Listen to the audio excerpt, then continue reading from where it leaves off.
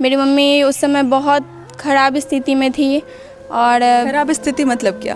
मतलब हम लोग 4 भाई बहन हैं और मेरी मम्मी अकेले है। तो पिताजी नहीं हैं आपके? नहीं। माता जी, मैंने सुना है कि आपकी माँ किसी हॉस्पिटल में काम करती हैं। Yes ma'am. मतलब बहुत ज़्यादा मेरी माँ कष्ट की है, कष्ट करके हम लोग को यहाँ तक पहुँचाई है। मेरे परिवार में सबसे पहले हम थे जो फर्स्ट डिवीज़न लाए। इसके पहले कोई नहीं था जो पढ़ाई भी किया हो? पढ़ाई कोई नहीं किया था।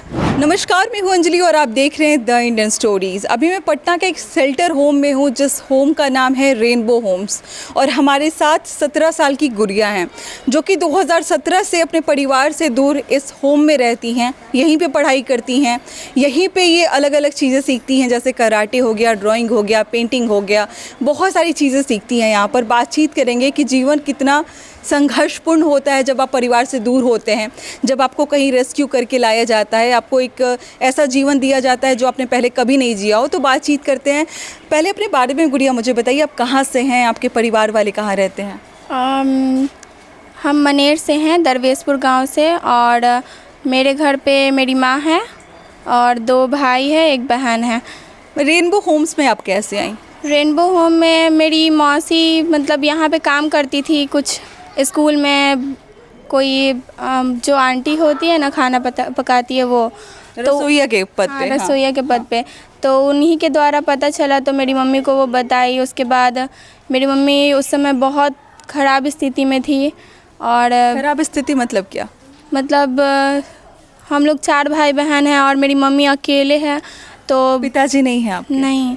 तो उनका मतलब बहुत ज़्यादा उन पे प्रेशर आ गया था। तो बहुत समय से वो ढूंढ रही थी कि कोई अच्छा जगह मिल जाए जिसमें मेरे को सेटल कर पाए। तो मम्मी को अच्छा मौका मिला था, तो मम्मी यहाँ पे आई। यहाँ पे भी सारा माहौल देखी, उसके बाद फिर मेरे बारे में यहाँ बताई। तो यहाँ से सारे लोग वहाँ पे गए, मेरे बारे में जाने, मेरे आस पड़ोस में देखें कि कैसा माहौल है। उसके बाद हमको होम में लाया गया। और इसके पहले होम में आने से पहले क्या जीवन था? किस तरीके का, मतलब किस तरीके की परेशानी का सामना करना पड़ता था? जैसे भोजन वगैरह पे भी मतलब प्रॉब्लम था? हाँ, बहुत मतलब इतना था कि जैसे मेरी मम्मी हमेशा रात भर मतलब रात को आती थी, सुबह दिन भर मेरी मम्मी हम लोग के साथ नहीं रहती थी। और हम लोग ऐसे ही मतलब अपना रहते थे, पढ़ते लिखते तो थे नहीं। खाना पीना कैसे होता था? खाना पीना में 2 टाइम खाना खाते थे। मतलब जैसे मम्मी खाना व्यवस्था हो पाती थी उसके? हाँ, हो पाता था, वही मेरी मम्मी कैसे भी करके करती थी। अच्छा, जब आप यहाँ पे आ गई तो मतलब आसान था या फिर मुश्किल था अपने आप को अपने परिवार से दूर करके रखना? नहीं, शुरू में तो मुश्किल बहुत मुश्किल था, पर धीरे धीरे एडजस्ट कर गए। मतलब जैसे जैसे यहाँ का माहौल के बारे में पता चला, वैसे जैसे जैसे हमको यहाँ पे ट्रीट किया जा रहा था बहुत अच्छे से, उसके कारण बहुत ज़्यादा अच्छा लगा। और मतलब बहुत जल्दी यहाँ पे घुल मिल गए, अच्छे से पढ़ने लगे। आपको बता दें कि पिछले साल आपका 10वां का रिज़ल्ट आया था और गुड़िया जो है उन्होंने फर्स्ट डिवीज़न से 10वीं की परीक्षा पास की थी, क्या ये सही बात है? Yes ma'am. मतलब माँ को कैसा लगा जब आप फर्स्ट डिवीज़न आई, या फिर 62% अराउंड आपका जो है वो मार्क्स आया हुआ था? मेरी मम्मी बहुत खुश थी क्योंकि मेरे परिवार में सबसे पहले हम थे जो फर्स्ट डिवीज़न लाए। इसके पहले कोई नहीं था जो पढ़ाई भी किया हो? पढ़ाई कोई नहीं किया था। और मेरे घर में सबसे पहले हम जो आए तो फर्स्ट आए, इसलिए मेरी मम्मी बहुत खुश थी। कितने घंटे पढ़ती थी आप 10वीं के अच्छे रिज़ल्ट के लिए? 10वीं के अच्छे रिज़ल्ट के लिए बहुत ज़्यादा सेल्फ़ स्टडी करते थे। जितना ज़्यादा हो सके उतना सेल्फ़ स्टडी किए, और जो भी मेरा कॉन्सेप्ट था उसको क्लियर किए। और क्या बनना चाहती हैं आप आगे चलकर? पढ़ लिख कर क्या ऐसा है, ड्रीम क्या है आपका? मेरा ड्रीम है डॉक्टर बनना। डॉक्टर बनना चाहती हैं आप? माता जी, मैंने सुना है कि आपकी माँ किसी हॉस्पिटल में काम करती हैं। Yes ma'am. तो क्या कहती है माँ, क्या कहती हैं? किसी हॉस्पिटल में डॉक्टर बन के आना है आपको? यस मैम, मेरी माँ चाहती है कि जो वो नहीं कर पाई वो हम करें।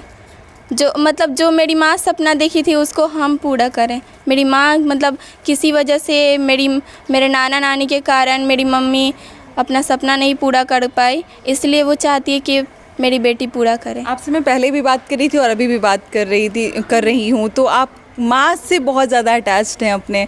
आप बार बार उनके बारे में कहती हैं, आप बार बार उनके ड्रीम के बारे में बताती हैं कि वो क्या बनना चाहती थी, मुझे उनका सपना पूरा करना है।